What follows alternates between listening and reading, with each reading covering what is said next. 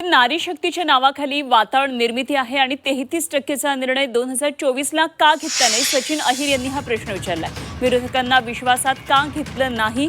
महिला विधेयकावरून शिवसेना उद्धव बाळासाहेब ठाकरे पक्षाचे नेते सचिन अहिर यांनी हा सवाल उपस्थित केलाय। अब की बार 400 पारचा नारा संपला असंही सचिन अहिर यांनी टोला लगावलाय। खरं तर महिला आरक्षणाचा बिल 2023लाच मंजूर झालेलं आहे। एवढंच जर त्यांना आज या महिलांच्या बद्दल आपुलकी जर वाटत होती तर 24ला का नाही निर्णय घेतला तुम्ही? आहे ते याच्यावरती 33%चा नंतर तुम्ही सीटचा प्रस्ताव ठेवू शकला असता।